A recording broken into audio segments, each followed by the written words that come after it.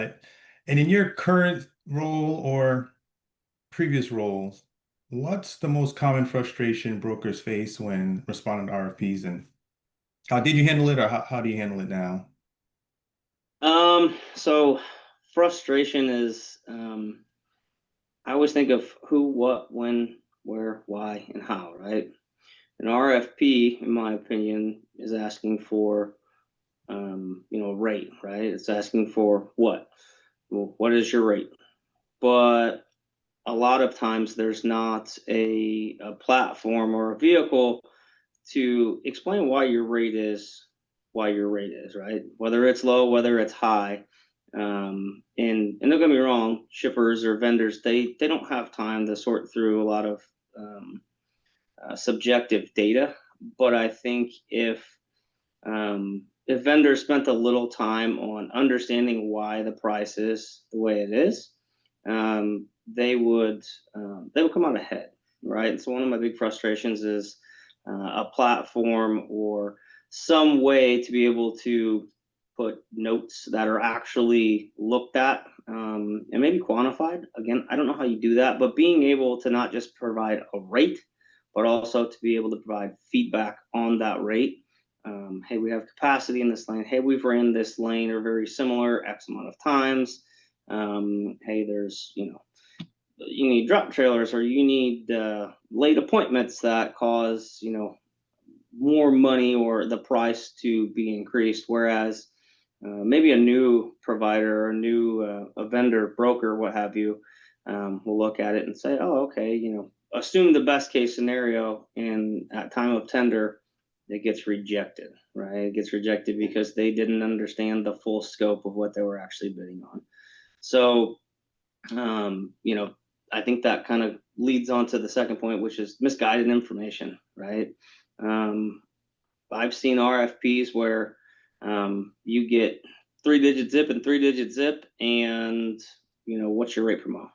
Pretty much, that's it. And I've seen RFPs that have every single piece of information. It's almost data overload, but I'd rather have a data overload and pick the information that I feel is necessary to bid properly versus nothing at all. So misguided information or lacking information is a big challenge when it comes to submitting an RFP and giving pointed pricing versus, hey, here's a little bit of information. Please give me your best price. Gotcha. And with that misguided information or lack of, do you go back to the customer? What do you try to reach out to them?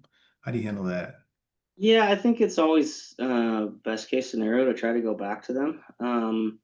But I can't say oftentimes, but there's plenty of times I've seen where the customer says, "Thank you, we'll note that and take it into consideration."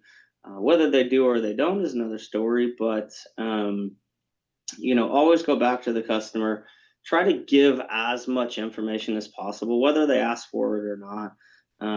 What is your strategy? Why didn't you bid online? Right? Everybody always talks about, well, why is your rate the way it is? And even if there is a vehicle or a platform to say this is the carrier base I use, how many times I ran it, why my rate is the way it is. I think it's also important to be able to explain why you didn't bid on a certain lane or lanes. Because I've seen a lot of, I won't say a lot, but more frequently, I've seen RFPs, especially when there's secondary and tertiary rounds.